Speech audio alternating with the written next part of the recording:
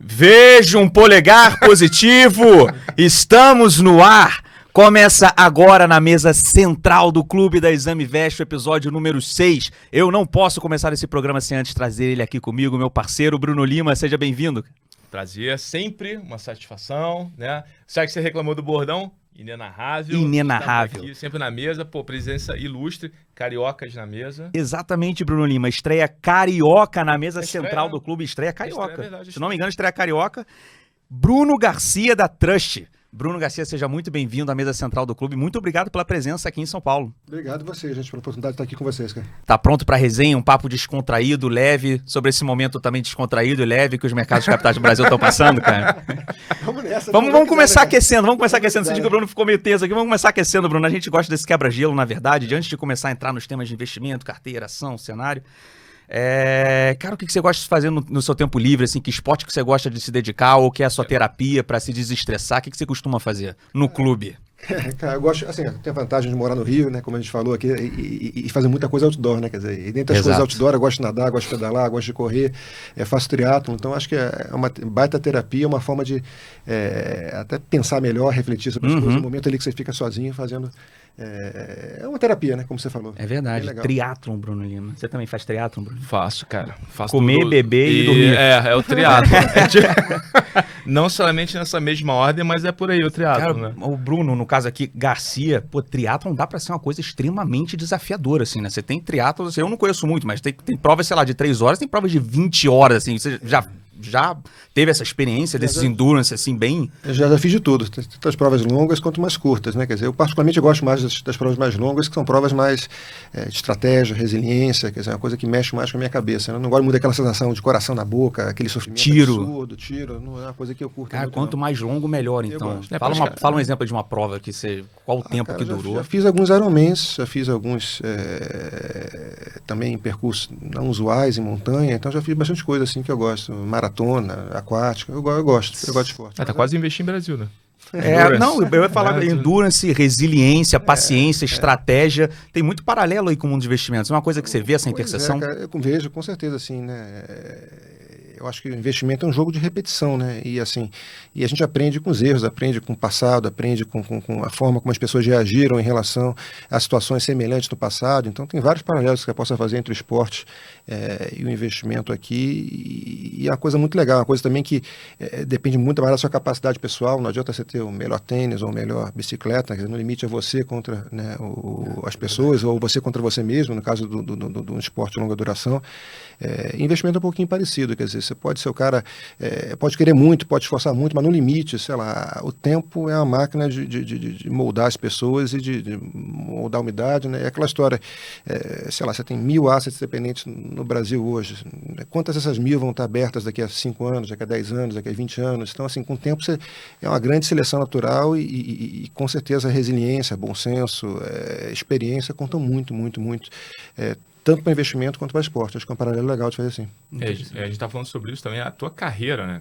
Tua carreira é, de certa forma, é uma endurance, né? É uma resiliência também, porque você começa lá atrás, em 98, no Opportunity. Pois é, 2001, Arx, né? Quer dizer, e Arx a gente ficou até 2017 para fundar a Trust, que foi uma continuação da Arx. Então, assim, foram 2 empregos só, né? Um emprego. Sempre by side, né? Eu comecei fazendo risco no Opportunity lá atrás, saí do Opportunity para ir para a Arx para montar área de risco, área de middle office, fiz uma migração aí ao longo do tempo, comecei a fazer gestão dos fundos, ou das carteiras long short, dos fundos macro da época da Arx, de lá a gente montou um produto long short, eu fui gestor, montamos um produto long bias, depois eu peguei os long only para fazer gestão deles, então foi uma carreira aí de 20 e poucos anos de investimento, bastante, né, quer dizer, acho que isso dá a experiência que acho que você precisa fazer uma gestão bem feita, né? Eu acho assim que isso é uma coisa que é muito, muito, muito importante. Assim, se eu fosse escolher um fundo, quer dizer, para investir, acho que com certeza saber as pessoas que estão por trás do fundo, há quanto tempo elas fazem aquela coisa, se a estratégia permaneceu a mesma ao longo do tempo, né? E quão motivadas as pessoas estão hoje para fazer também, né? Porque tem muita gente que deu muito certo no passado, mas que de repente de alguma forma perde o foco, motivação, mas acho que são os campos mais importantes que você precisa ter para escolher um gestor, eu acho, né? Porque o cara que foi bom e continuou motivado, acho que tem a tendência grande a continuar sendo bom, né? Tá aí um ponto que também só, não sei se tu ia perguntar, Não. foi mal, se eu já te cortei Imagina. cortando, mas assim... Depois a gente resolve. Mas esse ponto é muito legal, né? Que você está há muito tempo e da mesma forma que você vai lá para terminar a prova, naquele momento você tem que arrumar motivação, né? Você está 20 anos fazendo isso. Quantas vezes você repensou a tua forma de enxergar o mercado nesse período? E se você puder trazer para a gente alguns momentos assim, um pouco mais emblemáticos. A gente falou um pouquinho do momento de Covid, mas acho que não, com certeza, um pouco mais assim, recente. Não, é uma pergunta boa, assim, quer dizer, não só... e é muito fácil você questionar as suas convicções, né? Especialmente quando você está muito tempo fazendo a mesma coisa, né? Quer dizer, ao longo desses, sei lá, 20 e poucos anos de gestão, tiveram 2 momentos difíceis ali que a gente... acho que em 21 anos, só 2 anos a gente não entregou alfa, ou seja, só em 2 anos a gente underperformou em 22, então assim, é bastante coisa, né? Quer dizer, foram 20 anos bons e 2 ruins, né? Quer dizer, e o que é semelhante é que nesses anos que você não entrega, né? Você se questiona, você acha que acabou, você acha que mudou tudo. Perdi a mão. Perdi a mão, é super natural, né? E assim, mas acho que se você se manter fiel aos princípios que você tem, né? Para poder fazer um investimento, acho que a tendência é cíclico, né? As coisas voltam e se manter fiel à estratégia. É óbvio que ao longo do tempo, à medida que você evolui como pessoa, como gestor, o mercado evolui, você vai ter que adaptar a sua estratégia, né? Então, hoje em dia, por exemplo, a tecnologia é um componente muito mais importante na vida, não só do gestor, mas na vida das empresas. Quer dizer, você está investido numa empresa somente porque ela é barato, pode ser uma coisa muito perigosa, porque essa empresa pode estar dentro do setor que está sendo disruptado, pode estar com management que não é capaz de se adequar às novas tecnologias, de se adequar às novas realidades, né? Então, acho que hoje, cada vez mais, o componente qualitativo, né? Quer dizer, quão bom é a empresa que está comprada, quão bons são os gestores, qual a boa estratégia da empresa, é uma coisa muito importante, né? Assim como nós, gestores, temos que nos adaptar aos cenários, né? A gente não escolhe cenário, né? Se a gente escolhesse, imagina, o que está acontecendo com o Brasil hoje em dia é uma barbaridade, né? Quer dizer, então, assim, ninguém escolheu a TV nesse Brasil de hoje, mas a gente é obrigado a encarar o que a gente tem, né? Então, a gente é obrigado a encarar o presidente que a gente tem, a política pública que a gente tem, o Congresso que a gente tem, né? Quer dizer, as empresas também, as empresas são obrigadas a encarar o ambiente competitivo, a disrupção tecnológica, né? Então, você está com gestores competentes que consigam se adaptar ao meio do caminho é muito bom, e isso vai muito mais pela parte qualitativa, de você conhecer as pessoas que estão por trás das empresas, os controladores, acionistas, do que necessariamente a planilha de Excel que vai fazer que está barato ou está caro em função de premissas que podem estar erradas, né, ao longo do tempo, né? Aliás, essa é outra coisa importante também, né? O efeito ancoragem, né? Como é que a gente se ancora no mercado, né? Como é que a gente tenta hoje prever o que vai acontecer daqui a 6 meses, daqui a 5 anos, daqui a 10 anos, e a gente não consegue. Então, assim, a gente tem que ser humilde e reconhecer que a gente não consegue, tem que trabalhar com intervalos, né? De probabilidades e tentar ir adaptando esses intervalos ao longo do futuro, à medida que as coisas vão indo para um lado ou para o outro, né? Isso é uma discussão boa. O mercado, a gente cansa assim, a gente fala muito sobre isso, né? O mercado, ele se move em probabilidade, né? O mercado ele caminha em probabilidade. Acho que e tem muita gente que acha que é 8,80. Sim. Qual a sua projeção para o Bovespa no final do ano, né? Qual a sua projeção para o dólar, né? Quer dizer, e aí, caramba, não faço a menor ideia. Eu acho que é para cima. Por que eu acho que é para cima? Porque eu acho que está simétrico, por causa da razão X, Y, Z. Agora, daí para você ter um número, é maluquice, né? Mas eu entendo que as pessoas precisem disso para poder se sentir mais confortáveis para investir também, né? Não dá para...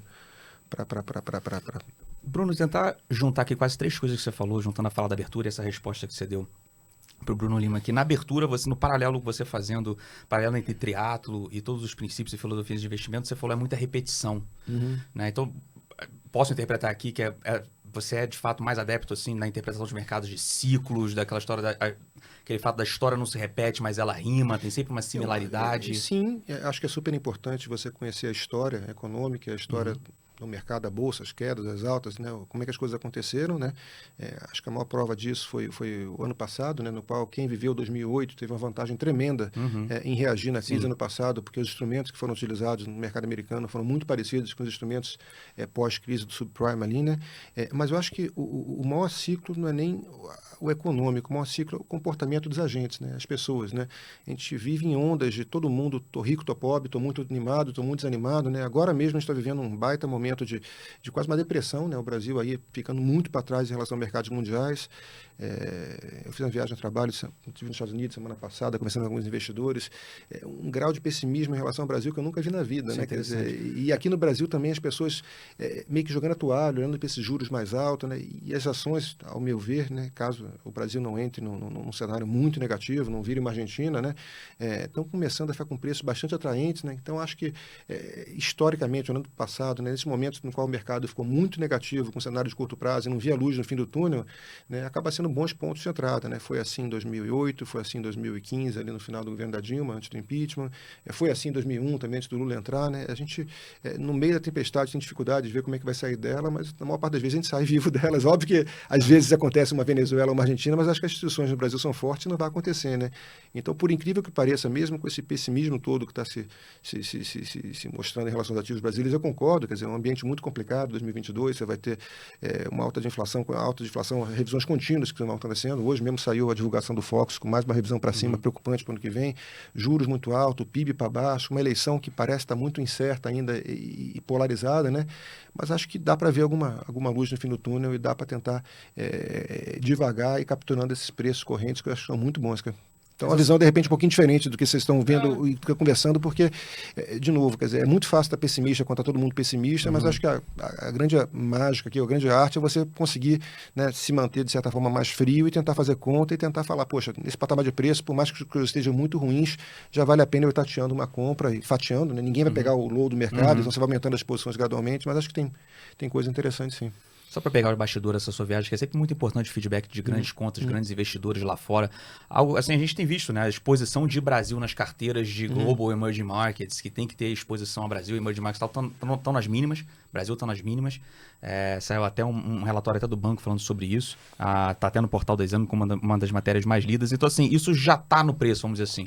Na tua passagem lá com os gringos, existe algo que eles estão realmente muito críticos? Existe algo que eles estão olhando para mudar o humor, para ser o tipping point? Assim, a impressão que eu tenho eu estava conversando com um fundo muito grande que opera Emerging Markets, né, e tem um mandato de a Ásia, 80% de Emerging Markets. Né? O Brasil está com peso de 4%. Né? E ele falou, cara, o Brasil é a coisa mais assimétrica do mundo para mim, porque eu passo, sei lá, 30% do meu tempo discutindo o câmbio no Brasil, a política no Brasil, os juros no Brasil, o PIB no Brasil, o ambiente específico de ações no Brasil, e pesa 4% no índice. A Samsung na Coreia pesa 4% no índice. Então, quer dizer, e na Coreia eu não discuto juros, não discuto dólar, não discuto política. Então, o tempo que eu gasto discutindo o Brasil, o estresse que eu tenho, não está me remunerando, né? Quer dizer, e eu acho que eles fizeram um paralelo que eu consigo entender também com o que aconteceu na Argentina, né? No qual todo mundo deu um voto de confiança no Macri, que ia resolver, né? Lá o buraco era muito mais embaixo, né? Quer dizer, estava sendo um buraco muito mais fundo que a gente. E aí, faltando mais ou menos um ano antes das eleições, a inflação da Argentina está muito alta e eles, para não subirem os juros no ano pré-inflação, eles subiram a meta de inflação, né? E foi visto como, quebrar o termômetro para não mostrar que o paciente estava com febre, né? Aqui no Brasil, de certa forma, o que a gente está vivendo agora é uma coisa parecida, né? O governo, porque não conseguiu encaixar um programa social que é justo, diga-se de passagem, dentro de um teto de gastos, ele resolveu quebrar o teto, né? E subir o teto, né? E não subiu o teto para acomodar só o programa social, que eu acho que seria uma coisa razoável. Subiu o teto em 100 bilhões de reais, que vai acomodar uma série de demandas, sendo que a maior parte delas são não sociais, são ligadas a um processo de reeleição. E o pior, não fala, olha, é isso e acabou. Né? Acho que se o governo tivesse falado, é isso e acabou, eu vou gastar 100 bilhões e a partir daqui, né, traçou uma linha, não vai mais, é uma situação. Mas essa piora, essa política é complicada. Agora você não sabe se vai entrar no estado de calamidade, porque a PEC não vai ser aprovada, e no estado de calamidade ele tem uma licença para matar, para gastar mais sem controle. Então, assim, é um ambiente muito incerto, é um ambiente que, se para a gente que é brasileiro e vive aqui e acompanha o noticiário político, o noticiário econômico, já é difícil entender, você imagina para um estrangeiro que está sentado em Nova York, em Londres, tendo que acompanhar o Brasil, sendo que o Brasil é 4% do índice, né? Quer dizer, de certa forma ele até torce para que a gente fique mais irrelevante, porque ele não tem que acompanhar a gente, não tem que perder o tempo dele, né? Dispensado da tarefa. O que é uma coisa até que é boa, porque agora um ponto importante, não obstante todo esse pessimismo por parte dos estrangeiros, eles não estão tirando dinheiro, quer dizer, aqueles que ficaram aqui estão se mantendo, né? A gente não está vendo um fluxo de saída de estrangeiros. O Brasil já é muito pequeno no portfólio deles, né? Então acho que dá para ler esse copo não como meio vazio, mas como meio cheio, né? No sentido que, se houver qualquer trigger daqui para os próximos meses que façam que a percepção do Brasil melhore, né, o nosso potencial de melhora é muito grande, porque lá fora o pessoal está muito negativo com o Brasil já. Aqui no Brasil, acho que vocês vão conversar com vários gestores, né, está todo mundo muito negativo, os multimercados estão com posições líquidas vendidas ou zeradas, né, então acho que o mercado está num grau de pessimismo tão grande que, sei lá, vamos chutar aqui que o Leite ganha as prévias do PSDB no final de novembro e que o mercado encare isso como um sinal de que existe uma terceira via forte e a probabilidade da terceira via saia, sei lá, de 0,5% dos preços para 10%, 15%. O que pode acontecer? Tem que ajustar né? Você pega sei lá, um Banco do Brasil a 0,4 book. Né? Se você bota um cara que está dizendo que pode vir a privatizar o Banco do Brasil, o que acontece? Né? Será que o 0,4 book ou 4 vezes PL já não está num preço muito assimétrico? Quer dizer, e repara, é um trade especulativo aqui, não estou recomendando que ninguém compre o Banco do Brasil por conta disso. Só pegando um termômetro que é fácil de você poder avaliar, é para ver quão assimétrico o mercado está. Uma Petrobras a 2 vezes EBITDA.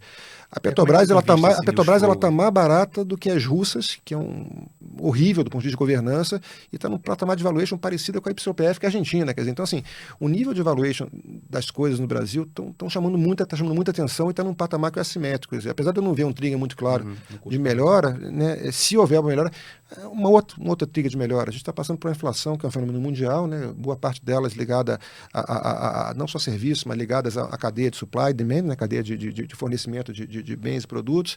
Suponha que, sei lá, a inflação faça um pico e que comece a piscar para baixo um pouco. Cara, o estrangeiro vai ver os juros no Brasil aqui a 12%, uma inflação projetada para o ano que vem entre 4% e 5%, um juro real de 7%, sem juros no mundo inteiro, né?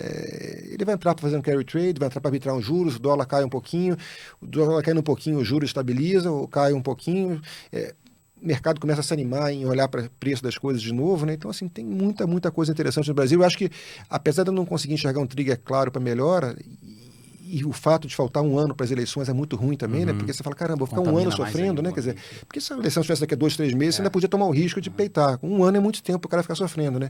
Mas acho que tem a chance do mercado começar a melhorar antes das eleições. Se você tiver uma melhora de inflação, se você tiver uma melhora de humor em relação à terceira via, eu acho que o mercado começa a melhorar antes, como foi em outros ciclos eleitorais passados, né? Voltando a essa abordagem só que a gente começou, a abordagem de ciclos, então... Nas suas falas aqui, posso interpretar que você está tentando tatear aí um vale do ciclo, não que isso necessariamente seja trigger para começar a subir, mas a gente está navegando pelo vale. Ou um vale de ciclo em relação ao humor dos agentes que operam no mercado. Vale né? Será que a gente pode ficar muito mais pessimista que a gente está hoje? Será que os investidores podem ainda continuar... Caramba, dá para piorar, mas dá. Brasil, sempre dá para piorar, né? Mas assim, já... Eu acho, sei lá, numa escala de 0 a 10, quão pessimistas as pessoas estão? 8? 9? Talvez tenha uma discussão só de técnico, né? Essa discussão de resgate, principalmente do local aqui. Cara, mas o resgate funciona muito mais no psicológico da gente que de fato estarem acontecendo. Quando você pega o estoque de resgate em relação ao estoque da indústria, não é tão representativo assim. Você tem 30 dias para vender numa parte dos fundos de ações, né? Quer dizer, então, eu acho que é muito mais, poxa, eu vou vender porque o meu vizinho tem o papel XYZ e eu acho que ele vai tomar resgate, então vou vender na frente dele. Quer dizer, quem atira primeiro, né? Quer dizer, é uma coisa meio que... E como foi 2008 também, 2008 teve muito disso também, né? Quer dizer, Verdade. Acho que tem um pouquinho de expectativa e de medo aqui. Agora, esse ponto do Bruno, acho que é legal falar isso, né? Não é que me corrija a gente, corrija a gente se estiver errado, né? Que o teu ponto não é, estou vendo claramente alguma coisa que pode melhorar, mas qualquer coisa que sinalize uma pequena melhora deveria gerar uma reversão, uma pequena reversão de sentimento que ele veio para o preço. Porque o mercado, na minha opinião, está a preços assimétricos. O prêmio de um cenário bom é maior do que o downside de um cenário ruim. Assimetria. E é engraçado, quer dizer, você um pouco aqui, não sei se é irônico assim, mas o mercado acha uma expectativa e uma narrativa. Né? Quer dizer, então, assim, se o mercado começar a melhorar, vai aparecer uma narrativa. Né? Vai aparecer alguém que vai explicar por que começou a melhorar. É sempre assim, cara. O mercado sempre arruma uma narrativa para explicar. Né? Era óbvio, puta, se eu tivesse comprado naquele momento, o preço era muito barato, caramba. Bradesco bateu, sei lá, uma vez book, toda vez que bateu uma vez book, compra. Você tem umas regras de padaria. Nesse tema, e você citou um exemplo, você acha que as prévias do PSDB se encaixam aí com um potencial trigger? Acho que sim. Dia 21 de novembro? Acho que sim. Trigger no sentido se Leite ganha as prévias, né? O mercado encaixa uma narrativa. Porque o Leite é um candidato com uma rejeição menor do que o Dória, né? Não estou entrando no mérito de que é melhor ou que é pior, só estou falando que é um candidato que, do ponto de vista de urna, parece ser um candidato mais viável. Mais, né? Acho que sim. E poderia ser, porque assim, a verdade é que a gente fica vivendo essa expectativa de uma eleição polarizada entre o Lula e o Bolsonaro e esquece que pode surgir uma terceira via. Você pega Minas Gerais, por exemplo, que é um exemplo super interessante. Era Anastasia Pimentel, né? Uma situação, caramba, Anastasia Pimentel não tem jeito, o que vai acontecer, coisa e tal. Quanto tempo antes das eleições o Zema apareceu? Né? Semanas. E assim, o Whitson no Rio foi um desastre como governador, mas também ninguém conhecia. O próprio Leite não era uma pessoa conhecida também no Rio Grande do Sul. Então, assim, está muito cedo para a gente afirmar com a bola de cristal que é isso, é Lula e Bolsonaro, não tem jeito, a gente está fadado a um dos dois. Eu acho que tem muita água até lá. Então... Esse é outro ponto porque esse é o ponto me parece assim, o calendário, né, o efeito calendário mais próximo quando a gente olha local, né? Brasil. É porque o mercado começou a precificar as eleições um ano antes das eleições, né? Quer dizer, acho que esse desespero do governo de tentar encaixar esse programa social e não encarar a questão dos gastos de frente, a gente está desde junho discutindo, né, como vai encaixar esse programa social, que, repito, é justo, tá? Mas a gente era para ter arrumado uma solução melhor, né? E a incapacidade do governo de arrumar uma solução fez com que você mudasse o teto um ano antes das eleições. E agora vale tudo, começou as eleições. Aí você tem o Centrão tentando arrumar um espaço no orçamento para poder aumentar o fundo eleitoral, para montar as emendas do relator, e agora tem discussão se a emenda do relator pode, não pode, se tem que ter publicidade, não tem que ter publicidade, como é que vai ser, ou seja, você entrou num campo muito ruim, quer dizer, você tem um gestor de ações que deveria estar avaliando quão bom ou ruim as empresas são e quantas são as oportunidades de investimento, que passa metade do tempo dele discutindo política, Supremo Federal e Congresso, é muito ruim. É muito ruim. Mostra um pouquinho porque os gringos estão desanimados com a gente. Mas eu queria me ater muito sobre uma fala, um ponto aí da tua fala que eu acho legal pra caramba, porque a Catherine Wood, lá da ARC, ela recentemente falou exatamente sobre isso, sobre ela tem uma cabeça de deflação. Deflação talvez seja exagero, mas ela tem uma cabeça de uma queda relevante da inflação global justamente pela normalização de cadeia. Porque assim, o mundo vem passando por um processo assim, porque a gente no Brasil é aquele alcoólatra, né, que não pode tomar uma gota de álcool, que ele lembra do passado, né, e a gente tem um problema crônico de inflação. Então, assim, o que o Banco Central fez aqui, ou tentou fazer, dando um forward guidance, dizendo que a inflação é temporária, que todo mundo vai ficar tranquilo, não funcionou porque a gente tem um histórico complicado. E aqui é o menor sinal de fumaça, as pessoas atiram já e o Brasil é uma economia muito indexada e as pessoas ainda sobem o preço na expectativa de que a inflação vai subir e preventivamente, né? Mas quando você pega o mundo, quando você pega a Europa, quando você pega os Estados Unidos, a inflação não existe, né? A inflação há 10 anos que você não tem inflação. Na verdade, a briga deles lá é para inflacionar a economia, né? Quer dizer, o Fed mudou a postura para fazer o average inflation target, né? Quer dizer, e tentar, porque como historicamente ele não vem entregando a inflação que é a meta, que é 2%, quer dizer, e tem um custo também, né? Quer dizer, a inflação existe um patamar ideal, quer dizer, o ideal não é que a inflação seja zero. Zero é o Japão e a gente vê o que acontece com o Japão, né? Então, e por que o mundo tem essas forças deflacionárias muito grandes? Quer dizer, tecnologia, né? Quanto maior o advento tecnológico, mais eficientes ficam as cadeias de produção. A globalização também é uma força deflacionária muito alta, né? Excesso de poupança no mundo, né? Mal ou bem, o mundo que fica mais velho e poupa mais, as taxas de juros são menores, né? Então, todas essas forças são forças seculares deflacionárias. E a gente está passando por um choque. Na pandemia. Perfeito, não sumiram. Também a globalização estava piorando e revertendo por conta de guerra comercial entre Estados Unidos e China, mas a parte de demografia continua muito forte. A parte de tecnologia continua muito forte. Então, assim, dá para dizer que o mundo é um mundo deflacionário e que a gente está passando por um blip de inflação e que o papel dos bancos centrais é fazer com que essa inflação de supply, né, de falta de componentes, falta de chip, né, que está fazendo com que as coisas subam de preço agora, ela é dois componentes, né? Tanto falta de supply e retorno à normalidade, né? Quer dizer, então preço de hotéis, passagens aéreas, quer dizer, essa parte da inflação, ela tende a ser meio cíclico, o aluguel de carro, ela sobe muito, e você tem que fazer com que essa inflação temporária, esse hit, nessa alta de preço temporária, não contamine a expectativa dos agentes e faça com que ele suba o preço de outras coisas que não estão ligadas a isso, como serviços, né? Quer dizer, e aí tem uma discussão se a inflação de housing nos Estados Unidos é permanente ou não, mal ou bem os preços têm crescido de uma forma um pouco preocupante, mas assim, eu acho que a conclusão que dá para a gente chegar em relação à inflação lá fora é que ela é temporária e que não vai ter um repasse muito grande para os agentes e que, por conta disso, o cenário continua sendo um cenário muito positivo para o mundo, né? Quer dizer, é um mundo líquido, com taxas de juros muito baixas, com uma inflação que deve estar fazendo high e deve estar controlada, né? E vai permitir que o Fed e os outros bancos centrais mundiais comecem a tirar estímulo da economia, que é uma coisa muito saudável, né? Quer dizer, você está tirando, sei lá, a cortisona do paciente quando ele melhora. Não é razoável você ficar com cortisona a vida toda que você mata o cara de cortisona, né? Então, assim, esse processo no mundial é um processo muito saudável. E a gente está vivendo esse processo de euforia no mundo, com uma liquidez muito alta, com uma expectativa que a inflação esteja controlada e que deveria estar explodindo, né? E aqui no Brasil, explodindo para o bem, né? Para o bom, né? O S&P faz high dia após dia, né?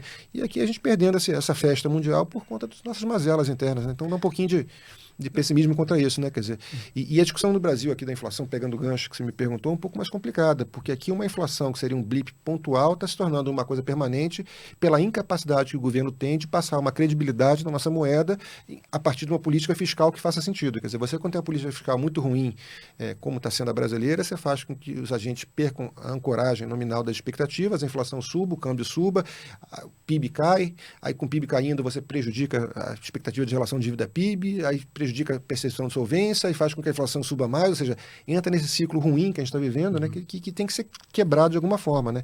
E precisa de um choque de expectativa, né? Quer dizer, precisa de alguém que fale, olha, acabou, né? A partir de agora, né? Eu temo que esse governo não tenha mais capacidade de dar choque de expectativa e que a gente vai, e que uma melhora grande vai acontecer só na definição de um governo novo, né? Governo. Mas, assim, de novo, voltando para a questão dos preços, né? Porque o mercado você tem a narrativa, você tem o cenário e tem o preço, né? Quer dizer, o cenário parece muito ruim, o preço parece bom, né? Vamos fazer alguma coisa no meio do caminho aqui, né? Vamos comprar, não, obviamente ninguém vai dar um all-in nesse cenário agora, que não dá para dar um all-in, botar todas as fichas, né? Ou todos os recursos no cenário positivo, mas acho que já faz sentido estar positivo. Colocou no sim. pé, né? Sim. Não, que eu acho legal que esse ponto da deflação, esse teu ponto de blip de inflação, enfim, e depois esse negócio volta, não é consenso hoje, pelo menos, né? Quando você olha a dinâmica... O campo dividiu bem, né? Lá fora, perfeito, eu concordo. Porque, assim, a gente nunca teve uma combinação tão grande de uma inflação de curto prazo tão alto, de uma política monetária tão frouxa, de uma política fiscal tão frouxa. Então, esses três componentes são componentes nunca antes vistos, né? Quer dizer, então, assim, a gente brinca, fala que se a inflação não aparecer agora, não aparece nunca mais, né? Porque está tudo aninhado para aparecer, né? Quer dizer, e até a gente tem nos nossos fundos, em especial no long bias, também no macro, uma posição tomada em juros americanos, estão nos lows, né? Você pega o juros real de 10 anos americano, está menos 1,11, se não me engano, fechou hoje. Né? O juros real de 30 anos americano está menos 0,5%. Ou seja, você vai ficar por 30 anos com juros negativos nos Estados Unidos, que é a economia mais dinâmica, mais moderna do mundo, mais saudável no mundo. Quer dizer, sei lá. Acho que o mercado está precificando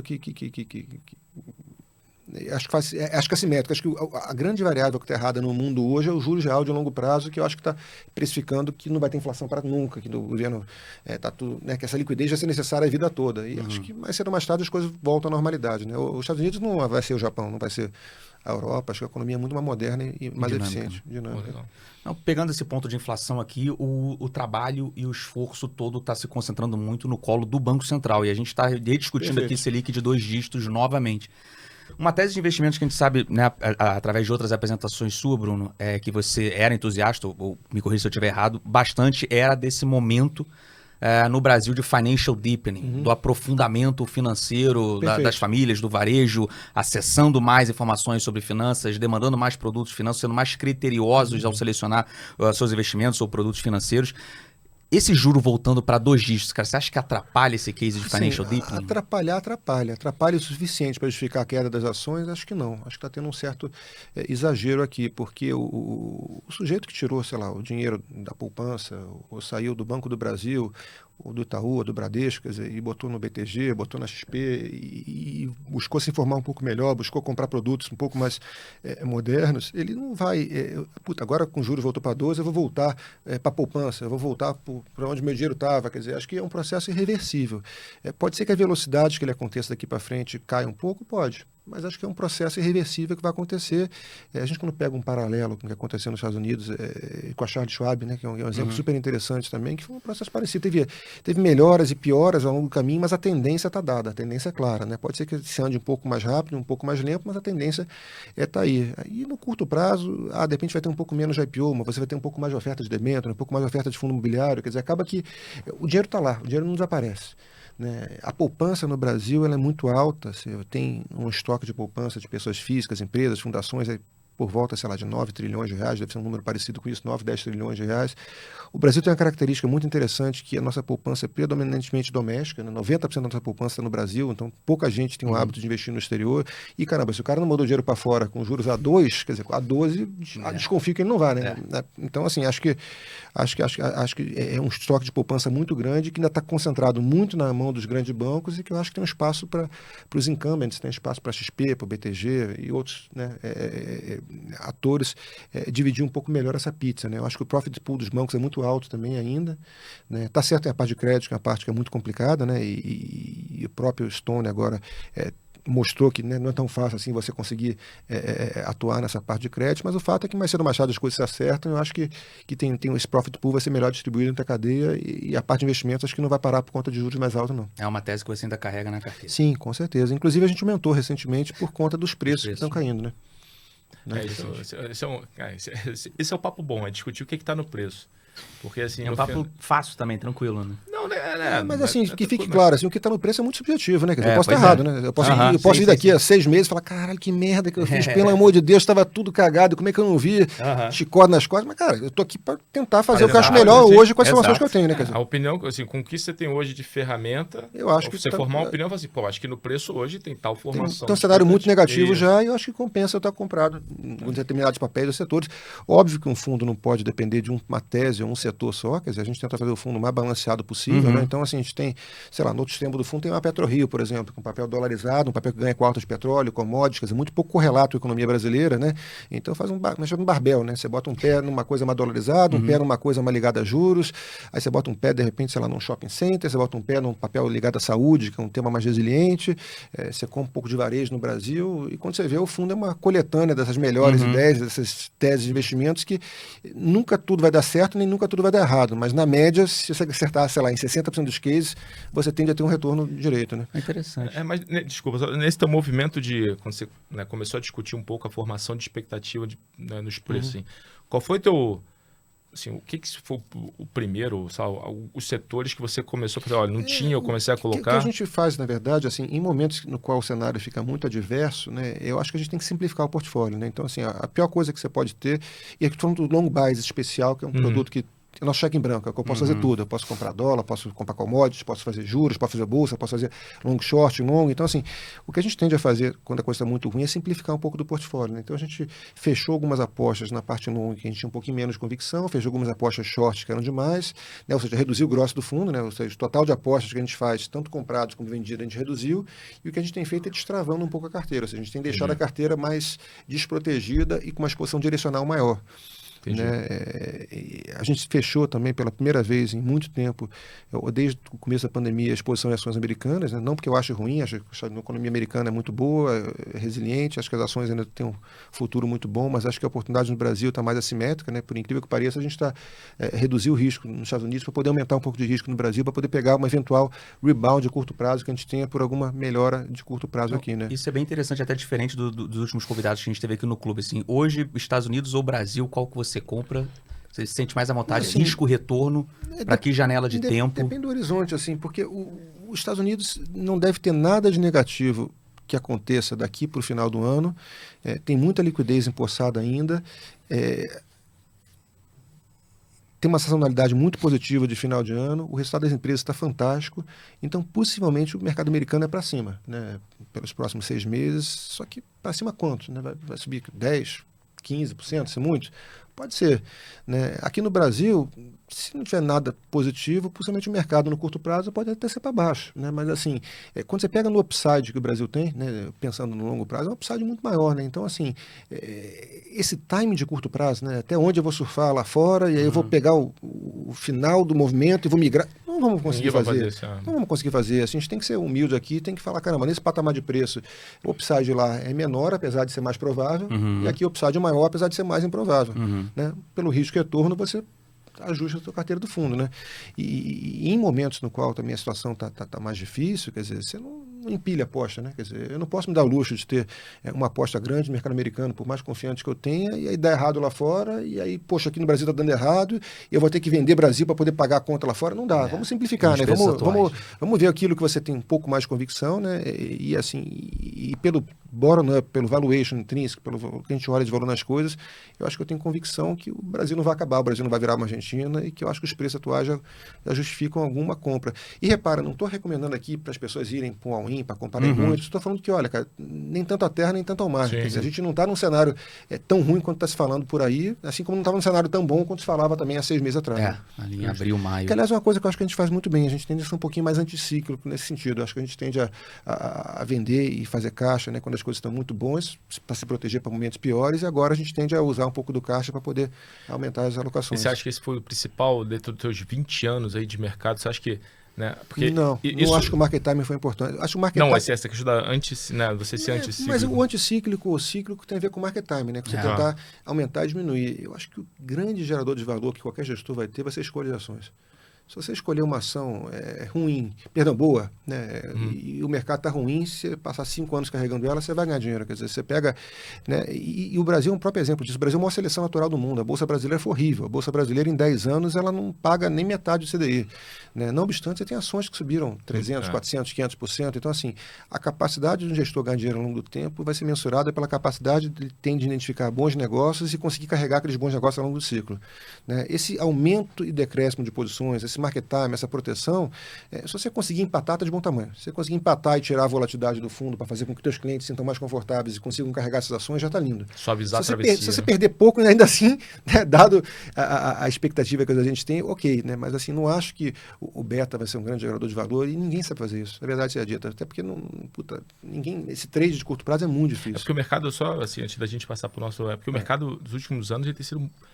Eu sei que tem empresas que têm subido 400, 500, até mais, né? Mas o mercado ele tem sido muito mais uma discussão de, né, overall, discussão mais talvez de beta, alguns grandes temas que tem funcionado muito bem, né? E talvez agora, a gente até falou isso da última vez, né? E agora esse negócio está ficando mais, diria, árduo, porque quem está com estrada, mas agora você tem que ser muito mais... O pessoal está olhando muito mais para a discussão de alfa, né? Acho que assim, a discussão marginal... O que acontece é que quando o vento é a favor, até a galinha voa, né? Aquela história de que, pô, né, tá tudo porrando, você pode comprar uma empresa... Perdão, pela merda que ela vai subir. Porque tá sobe tudo menos, voando. mas sobe, né? Sobe menos. Agora, na hora que o negócio fica meio esquisito, é que você, né, vê quem tá nu, quem não tá nu, quem tá bem, quem tá ruim. Então, assim, acho que o qualitativo é mais importante agora e acho que a geração de alfa vai depender mais disso. Boa. Deixa eu pegar essa sua colocação do seu princípio de investimento ser o qualitativo. Qual o investimento? Não, repara, não é um princípio, assim, porque se fosse só qualitativo, né, imagina, é só comprar aquilo que é muito bom, mas aquilo que é muito bom hoje pode mudar amanhã. Então, assim, não é que o qualitativo seja mais importante que o quantitativo, mas eu acho que não dá para fazer uma abordagem de investimento que seja simplesmente 100% quantitativa, né? Fazer um ranking das ações que negociam, sei lá, com PL mais baixo, que tá 2 desvio padrão, com NAV mais baixo, quer dizer, não é assim que se ganha dinheiro, quer dizer, a gente tem que tentar pegar oportunidades que sejam boas e assimétricas, e às vezes você comprar uma ação que é mais cara do que a outra, compensa, sem querer fazer nenhum prejuízo de valor aqui, mas você pega a questão das plataformas de e-commerce no Brasil, por exemplo. Você tem 4 empresas, você tem a Mercado Livre, tem a Magazine Luiza, tem a Vivarejo e tem a Lojas Americanas, né? Você olha a divergência de valor que teve ao longo do tempo no investimento em cada uma delas, né? O ponto de entrada, estou comprando uma X vezes EV/EBITDA ou X vezes VGMV, não foi tão importante assim, né? Agora, você está com aquele management que conseguiu entender a dinâmica do e-commerce, conseguiu montar uma rede de logística mais forte, conseguiu fazer um fulfillment para 3P mais eficiente, fez muita diferença, né? Quer dizer, o qualitativo foi 10 vezes mais importante que o quantitativo, né? Perfeito. E no e-commerce a gente consegue ver isso muito fácil. Obviamente, se eu comprasse, de repente, um shopping center, que não faz tanta diferença assim no dia a dia, porque o shopping center está lá, né? Até a alocação de capital de médio prazo faz. Então, sei lá, uma Multiplan alocou muito bem o capital, né? Se diferenciou, mas assim, em negócio no qual o componente humano é muito importante, negócios que estão sujeitos à disrupção tecnológica, acho que o qualitativo tem que ter um peso que, pelo menos eu aprendi com o tempo, maior do que eu via no passado. Eu ia perguntar, assim, de toda essa abordagem de investimentos que você acabou de dividir aqui com a gente, nesses 20 anos, qual foi o case, qual foi a ação que você realmente investiu e que você mais conseguiu surfar, o dever de casa estava certo, a aposta estava certo, o direcional estava certo, e você lembra, assim, que foi um retorno, de fato, muito expressivo na sua gestão, assim, tem um papel, uma ação que te marcou? Tiveram algumas que a gente pegou e foi muito bem, fez um trabalho muito bom, dever de casa. Acho que a Magazine Luiza é um bom exemplo, a gente pegou uma posição bem interessante, carregou por muito tempo, não tem hoje, né? Até dá dor no coração de não ter, porque eu gosto muito da empresa, mas assim, tudo tem preço na vida, né? Então, assim, de novo, e o ambiente piorou, né? Muito ligado a eletrônicos, muito ligado, está sofrendo uma pressão de custos muito grande, tanto pela parte do insumo dos produtos que ela vende, quanto pela parte do falta de poder de aquisição da população, aumento de competição. Então a gente soube reconhecer que o ambiente vai ficar muito mais complicado, e acho que é a primeira vez, sei lá, na história que não tem nada ligado a e-commerce, por exemplo, que é uma coisa que deu muito certo para a gente no passado, né? A gente zerou o Mercado Livre e zerou a Magazine Luiza, que foram 2 posições que deram muito dinheiro para a gente, deram muito certo para a gente, né? Então são teses legais, mas assim, de novo, você tem que, né, combinar o preço com a história e com o investimento que você está fazendo. Nessa combinação de preço / oportunidade, só para exaurir aqui o tema, que a gente até falou, né, uma tese que você gosta bastante, Financial Deepening.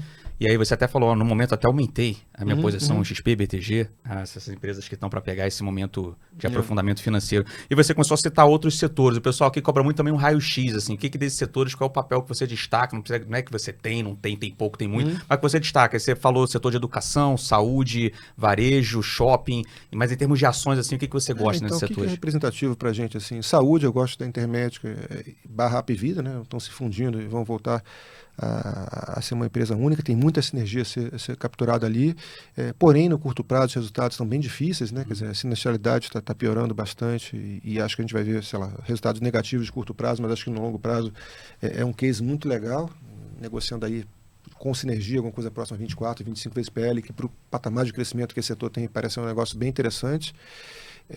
Varejo, a gente tem alguns nomes que a gente gosta de Alpargatas, gosta de Vivara, gosta de Pets, a gente gosta de Renner, porque tem um pouco menos de exposição agora, a gente gosta um pouco de Localiza, não sei se é exatamente varejo, mas gosta de Localiza, então é uma carteira mais diversificada, mas tem muita coisa boa ali e muita coisa que, em termos históricos, está negociando com múltiplos baixos, apesar de não serem múltiplos tão baixos que nem o resto da Bolsa, são empresas que crescem bastante, aí líderes de seus setores e que passaram, e é engraçado, quer dizer, a empresa quando é líder do setor, quando é muito bem gerida, no médio prazo, quanto pior o curto prazo, melhor, né, porque os competidores quebram, porque falta caixa para todo mundo, e ela é o the last man standing, né, aquele cara que fica vivo e que consegue capturar market share, consegue capturar lucratividade, né? Então tem muita coisa no setor de varejo que a gente gosta. Energia elétrica, a gente tem a posição de Equatorial, que a gente gosta bastante, tem a posição de Omega Energia também. E é interessantíssima que você pega, sei lá, energia elétrica, a gente está vendo papéis que estão negociando com IRR, que é a taxa interna implícita no fluxo de caixa, de inflação mais 11, inflação mais 12, que é uma coisa, caramba, muito tempo que eu não via isso, há muito tempo. Eu, quando olho uma Equatorial hoje, eu falo, caramba, uma plataforma de alocação de capital, que nem Equatorial, com a quantidade de oportunidades que ela tem, com as it is, sem botar nada de crescimento em cima da ação, eu estou vendo alguma coisa tipo 11, 12% de IRR, é muito legal. Sim. Contra o CDI, então, né, se o CDI não ficasse patamar alto a vida toda, e se o Brasil não virar uma Argentina, parece ser bem interessante. E tem outros, quer dizer, aí Shopping Center tem um pouquinho de Aliança e um pouquinho de BR Malls hoje, mas a posição pequena, apesar de... Shopping Center tem uma conta legal, já fiz a conta várias vezes no passado e vem dando errado, tá? Esse vem sendo um velho trap. Esse é um ano que eu estou comprado e não está no lugar. Quer dizer, você pega o valor de mercado das empresas, soma a dívida e divide pelo metro quadrado que elas têm, está negociando ali perto de R$8 mil o metro quadrado. Valor de reposição ali? Cara, é mais barato você comprar uma empresa Shopping Center hoje do que você construir um shopping se você ganhar um terreno.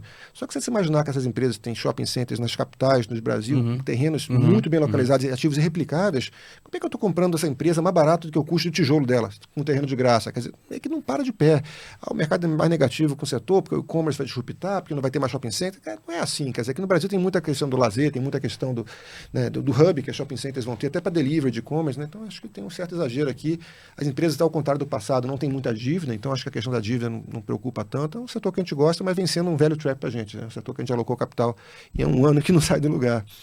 Mas é um exemplo interessante que você consegue fazer a conta do valor de reposição, né? Que em alguns setores você não consegue fazer. Né? Você faz a conta de valor de reposição, sei lá, de uma plataforma financeira, quanto custa para fazer o BTG? Sei lá, não dá para fazer. É capital humano, né? Então, esse setor não, é um setor mais tangível, você consegue fazer a conta. E só pegar o ponto extremo, né? O Cunha falou, tentou de uma ação, e a ação desceu ali. Tem a que deu bom e aquela que a gente fala aqui que deu ruim. Fez o dever de casa. Ruim, assim, porque tem um deu ruim, que a ação caiu muito, mas eu estou comprado ainda, estou confiante. Né? Então, esse é o deu ruim de mercado. Deu ruim de mercado, tem um deu ruim que eu errei. Né? E aí tem uma porrada também que deu ruim que eu errei. Né? Quer dizer, esse ano tem o exemplo da Stone, por exemplo, que a gente ganhou muito dinheiro com a Stone desde o IPO e sofremos alguma coisa com a Stone. Acho que a gente soube estopar rápido, é uma coisa também que é bom, a gente não é teimoso. É importante investir.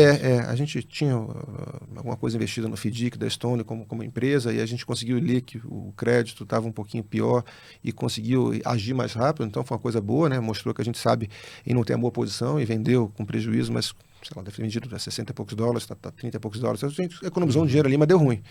Né? E no histórico tem vários value traps que a gente pegou. Real estate é o cemitério para mim. Eu nunca ganhei dinheiro com o real estate da vida. Quer dizer, tudo que eu compro em real estate é errado. Quer dizer, é incrível. É um ciclo longo pra cacete, competitivo. Mas uma provocação aqui. Você falou há pouco sobre a questão do valuation, né? Quem tá falando assim, os valuations, né? E, cara, o real estate eu cobri também há muito tempo. Desde 2005 eu olhei.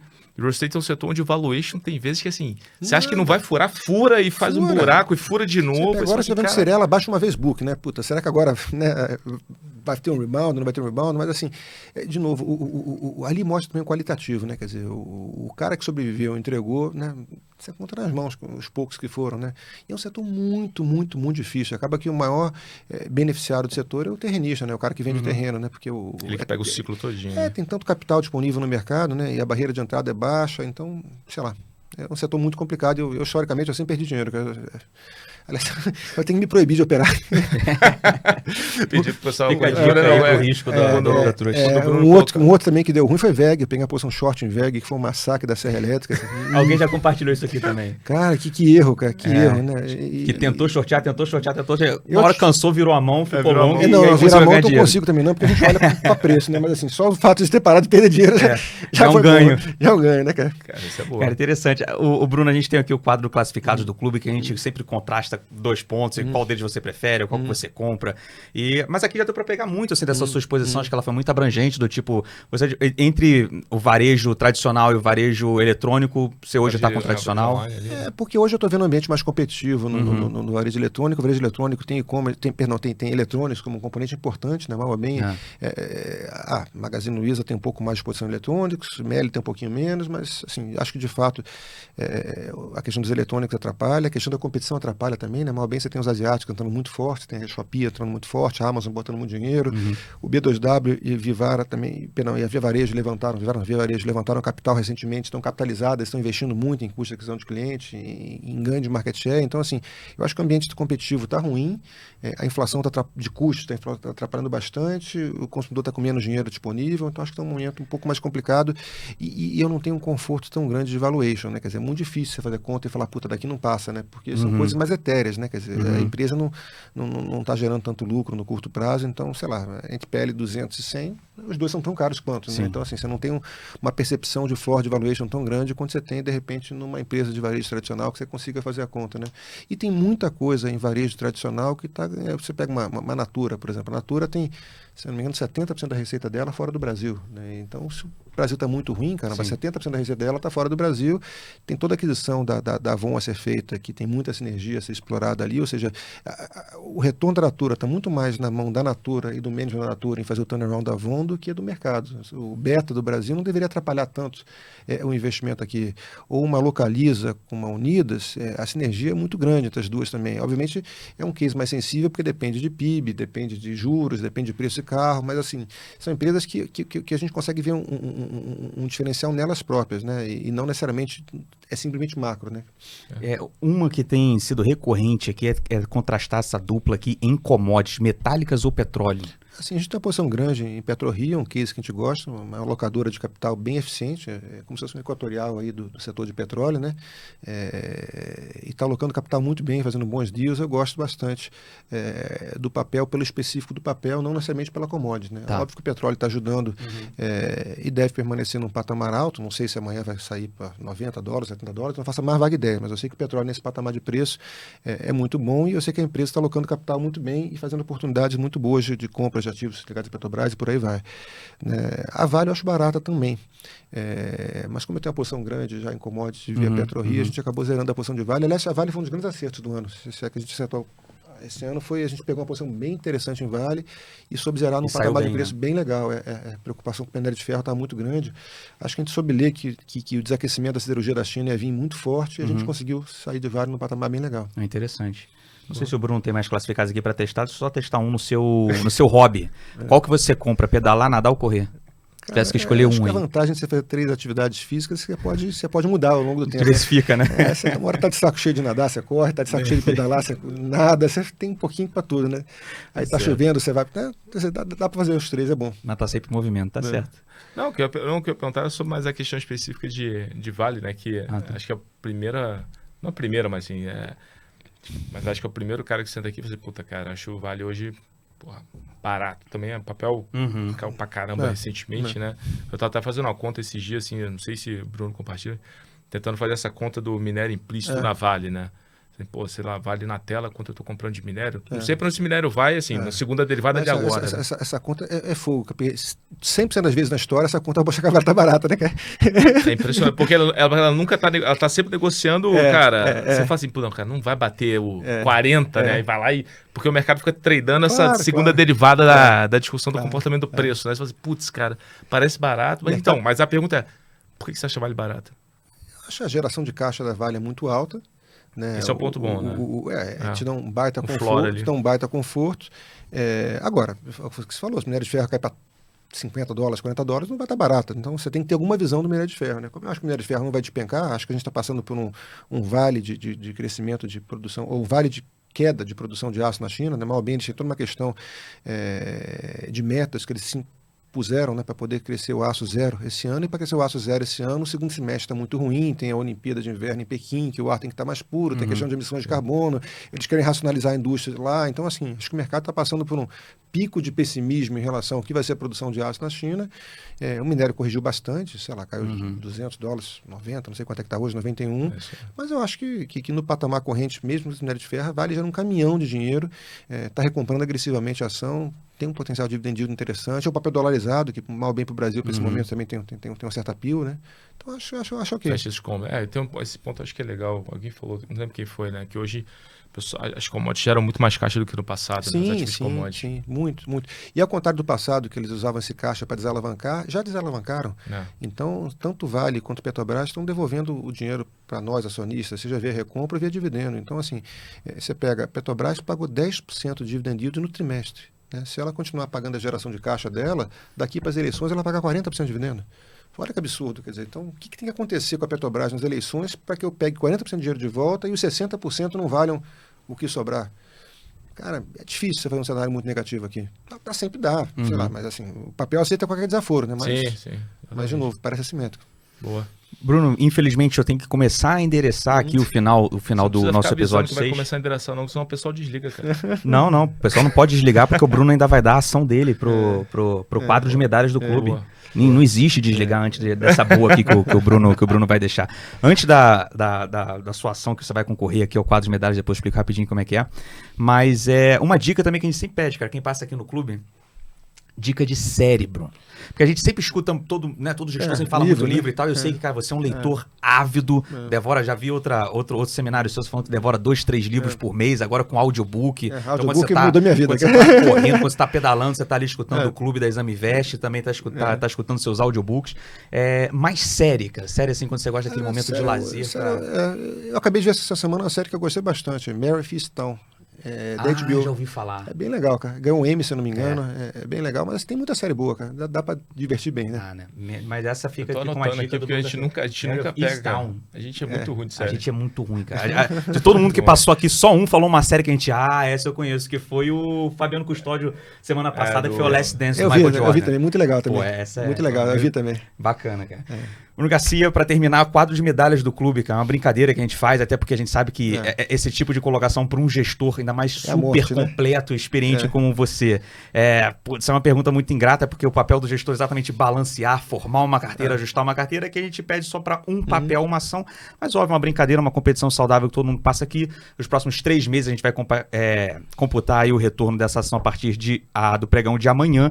Qual é o papelzinho, qual é a ação que você entra aqui para brincar com a gente no quadro de medalhas do clube? Eu acho que você já deu um spoiler, mas qual é o botaria PetroRio. PetroRio.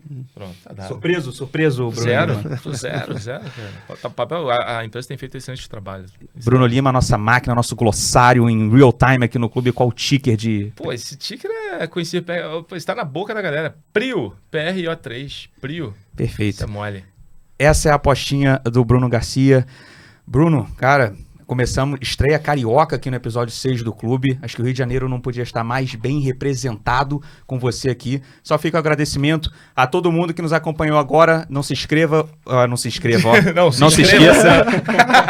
Aí você quebra, cara. Calma aí, dá o like, deixa eu voltar. Calma, não se esqueça de se inscrever, adicionar o sininho, deixar o seu like. Ativar o sininho. Eu tenho que fazer mais dever de casa. Pessoal, Bruno Garcia da Trust, muito obrigado pela sua participação. Obrigado a você, gente. Muito obrigado por essa aula, por essa resenha aqui de mercado. Bruno Lima. Sempre uma satisfação. Obrigado. Valeu, Garcia. Valeu, galera. Obrigadaço. Obrigado, cara. Até a próxima semana. Um abraço.